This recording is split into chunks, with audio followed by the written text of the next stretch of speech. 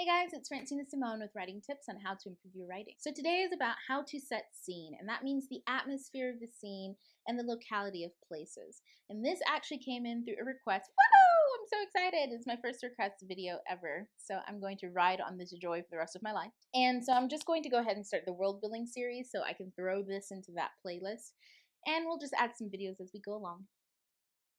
Let's talk about how to set scene. First, let's talk about what is scene and how it affects your story. So scene is essentially everything that involves the mood and the physical location of things, the way that the world looks, or the particular scene looks in your story, where your character is, if they're at the mountains and the pyramids or in just a regular room, their bedroom, where they are and how they feel about where they are, or how they feel about a situation in general in their location. And this affects your story because it makes it that much better. If you have authentic characters and authentic plots, that's, the greatest fucking hamburger. But setting the scene in your world, your authentic world, makes your good ass hamburger juicy and delicious. So you need all of those elements to make a really great story. And so that's why scene is just as important as character and plot. Let's talk about how to set those things. So I have 4 steps on how to set a good scene. So step number 1, know the overall mood and the sets involved in your scene. So essentially this just means know how your character feels and what the reader is supposed to feel about this entire scene that you're setting up, and know the actual location. Where are they? What are they supposed to interact with? What are they supposed to be looking at? Where are they going? What will they see along the way where they're going, and how will that affect their mood and their experience? So for example, in my book, The Keeper's Vow, one of my favorite scenes is chapter 4, because it's right at the end of a big climactic scene where she's just realized that she's now a part of this world that's very scary looking, that's very different. It's a supernatural world, so you have all of the fears that go into that, and plus the adults in her life aren't making it very, sunshiny and full of rainbows. They're kind of feeding the fear into her, just so she understands the urgency and the importance of the situation. There's another word I'm looking for, but I cannot think of it. And so this scene and this chapter start right after that. She's essentially thrown into the world back again, and she's given a kick in the nuts by life. And so she has to deal with this juxtaposition between the fears of what everyone says her new reality will be like and what her new reality actually is like.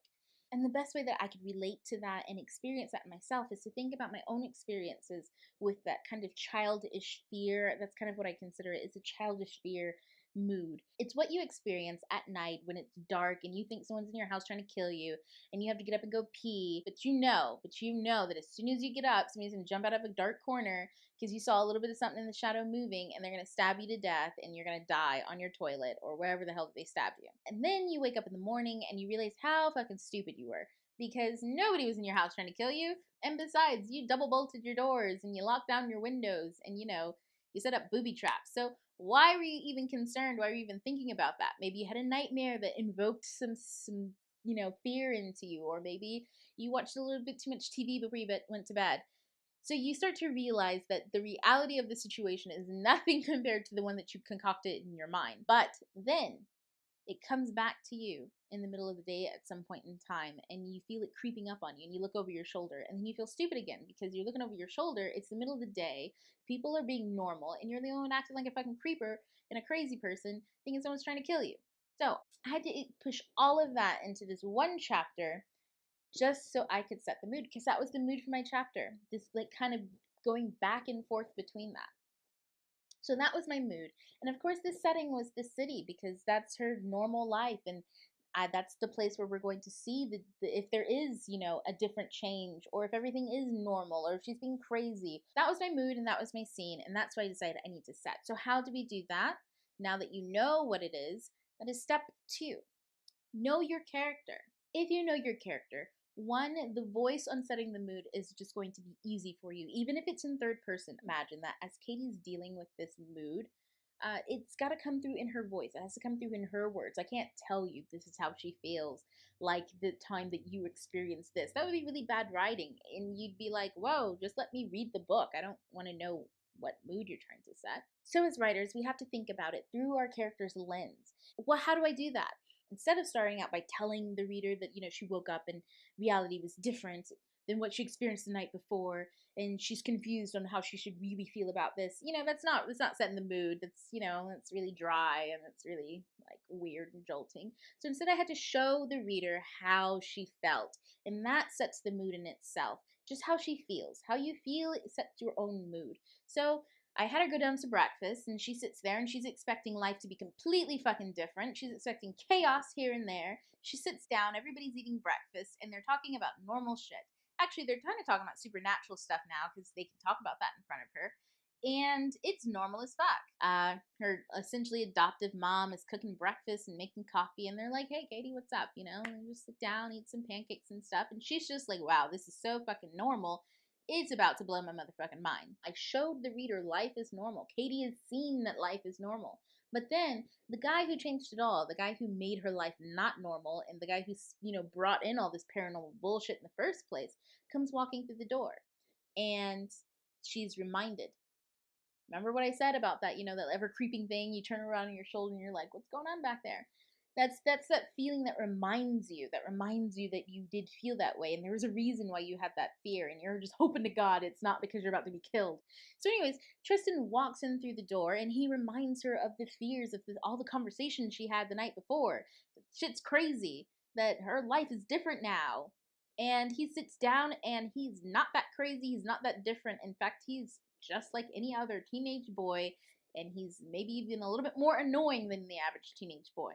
We get this whole picture I just show you that life is normal, but it's not. That weird feeling. That's the mood that I set by showing it, by showing that scene. So the next big scene that I have to really set is the city that she lives in. Now, I base it very loosely on the city that I live in.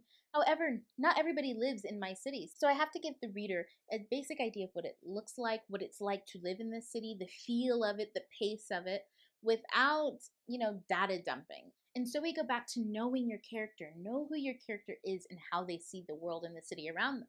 Katie leaves the house and she's going to go to the city because that's her comfort place. Here, I'm setting the scene. She's walking to the bookstore and this is what she's thinking. She doesn't like to buy books. She doesn't really like to read books. She just likes to buy the old edition ones because once she was at this bookstore and it's a really messy looking bookstore. The owner looks like a hobo. She thought he was a hobo until she realized he was the owner one day. And the only way that she found this one section in the bookstore, which has antique books, was because she fell through a book pile. And she was leaning on it. She didn't realize that it wasn't a stand. She fell through it and ended up in this section. And then she got interested in collecting these books. Right there, I just killed two birds with one stone. She's a weird, you just got that. She didn't even like to read books. She just likes to buy books to look at her on the shelf. And she didn't even care about what they're about, the titles, nothing. She just likes to buy the old fucking books. And then two, I just told you a thing about this city. You got the picture of a local bookstore, a guy who looks like he's a hobo who runs it. This clearly isn't your Barnes and Noble or whatever, big chain bookstore that you live next to. This is clearly a very kind of homey, kind of local-esque kind of bookstore. So you can already start to get the idea of what kind of city she lives in, especially if she's walking from her house to this place. You get the idea that it's a smaller city. It's very close knit. So I do this with a few other stores that she visits. I give a little small idea of what it means to her, these stores, how they make her feel, how she looks at them, what she thinks about them before she goes into them. And this works so much better than giving directional kind of cues on this store is on the left and this store is on the right. And she went down 3rd Street and saw this ice cream parlor. Instead of giving directional cues like that, I talk about the things what it means to her as she passed by a specific store. So you get a feel that her life is very much connected to the city. She's experienced it in different ways and in different shops. And so this all goes back to knowing your character, knowing how they interact with the scene and the world around them, knowing how they interact with these places will make it so much more authentic. So now you also have to ask yourself, how do they interact with these things? Because you can't just set scene and then have your plot go off and not revert back to these places or this setting, because that's considered like a floating scene. If you've ever read a book where someone set a place, they're supposed to be in a bar, but there's no other people in the bar. There's nothing going on. It doesn't seem like a bar. You don't hear nothing. You don't smell nothing. You don't see nothing. And maybe you did for like one sentence, but then the rest of the scene, you get no kind of feelings that, that they're still there. There's no sense of the place. So the way that you do this, the way that you really immerse the reader into the scene, is ask yourself what the character is going to experience in this scene. So what is the plot and what is the action in this scene, and how can you blend the scene into that action? So for me, going back to my example with Katie, and I said she was going to the city, uh, she goes there, and what she's supposed to experience in the city is Tristan essentially following her. He has something to tell her, but because he's kind of an asshole, and she was kind of a dick before. I mean, she treated him poorly, and a lot of shit happened because of that. He needs to tell her something, but he's going to make it difficult for her. So she goes to the city. I've set the scene for that in the previous ones, but now we need to keep it concrete. Like I said, she goes to the bookstore and she's looking at that, but Tristan is supposed to be coming in soon. So as she's looking at books, she hears the bell that's on the book, the door, and it's an absent-minded thing. And she's looking around, and she looks up because when you hear the bell, generally you look up to see who's coming in, and she sees him. And her first instinct is to duck down, which she does. She gets down on the ground because she's like, nope, nope, nope, this is not a coincidence. People don't coincidentally show up at the same damn bookshop that you're at on the same damn day at the same damn time. Nope, nope, nope, nope. And she runs out of the bookstore. So as she runs out of the bookstore, she's hopping over stacks. She did some like super ninja-esque evasion tactics back there. So we get a sense of her even still interacting with the bookstore, with the scene. I said she jumped over stacks of books. Why this guy has stacks of books on the floor, I don't know. Barnaby needs to get it together. You do not treat books like that, especially in a bookstore, Barnaby. But anyways, back to what I'm saying. She decides to go to a coffee shop, in which the first one is really close, but she's not going to go to that one. She's going to go to one that's 5 blocks over.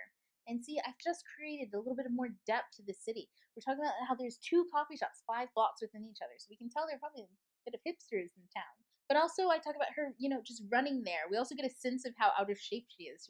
It's like takes her 5 minutes to run to the coffee shop, and it's 5 blocks over. So we know that she's not exactly somebody who exercises a lot, and we know that she's someone who really likes coffee because she knows of the 2 coffee places that are right by. 2 birds with 1 stone again: character development and scene setup.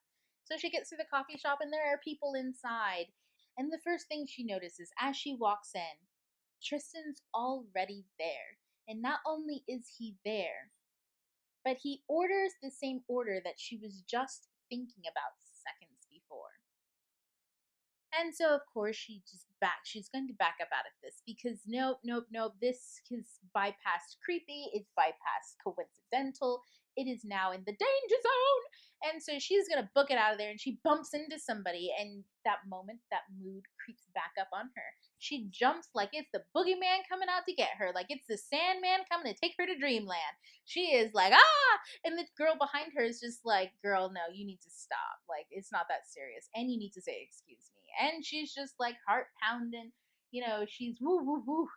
Then Tristan says a few words to her, walks right past her out the door. He's all like, girl, why you stalking me? And she's all like, nah, bruh. Don't be playing this with me. You're up to something. What's going on? And so the story ensues. So this is how you blend your action into your scene.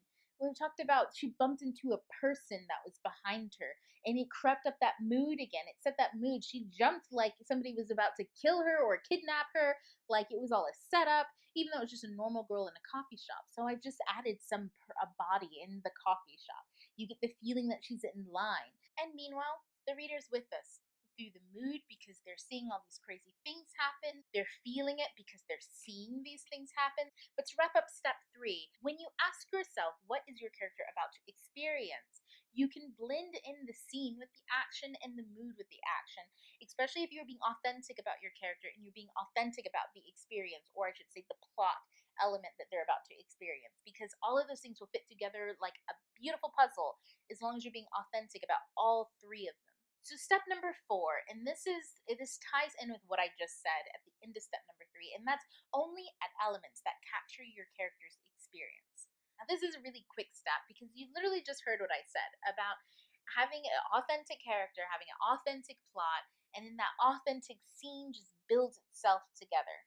Because if you only capture the elements that your character is supposed to experience authentically, well, essentially, your scene writes itself. You don't really have to think about anything else. You're literally just thinking about the things that they're thinking about. I know that it sounds really crazy. It sounds easy. It sounds like some bogus, tip. And I swear to God, it's not. my writing completely changed once I realized that. Only include elements that capture the experience of your character, because that is literally the only way to show. Anything else besides that is telling, and we all know that telling is bad writing and showing is where it's at. So please, if you've ignored anything I said in this video, like anything, just remember that. Only add pieces of scene that captured that experience. If I were going back to my example, if Katie would have walked into that coffee shop where Tristan was already there, it's a red flag. It's a crazy. If I would have had her walk into that coffee shop and be talking about the different colored coffee beans on the wall, even though she just saw Tristan, you would have been like, bitch, no, wait, no, Tristan's at the coffee shop. I don't care about them coffee beans on the wall. Tell me why he's at the shop. Tell me why he's there ordering her drink. And then he's just walking out all like, should have talked to me when you had the chance, girl. Well, like, why is he all like that? I need to know. I don't care about the coffee beans on the wall or the weird rug they have on their wooden floors. I'm not all about that. I'm all about what's happening now. It's very dangerous to add in anything else that has nothing to do with your character's experience, because as far as I'm concerned, when I experience fear, I see nothing else except for what's going on in my mind, what's trucking along in there, and the feelings of creepiness that are creeping up. I don't see nothing. I don't see the trees.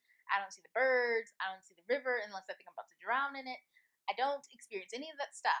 I only experience what's real and what's concrete and what's connected with my fear. And this works for everything. It works no matter what genre you write. It works no matter what your story's supposed to be about. Whatever the mood is or the scene is, it matters not, because you are always being authentic to the moment, to the plot, which is the experience, and the character, which is the person who's experiencing this and the person who's seeing it and the person who's showing the story. Because remember, your character isn't even telling you the story, your character's showing you the story. And then all we have to do is capture that, them showing us what we should be seeing, and put it on paper that way. As soon as we start telling, or as soon as we start manipulating things that are untrue, it takes the reader out of it, and your scene falls apart. Your scene becomes a data dump that's, just stuck together, or just, a spitballs stuck on a wall.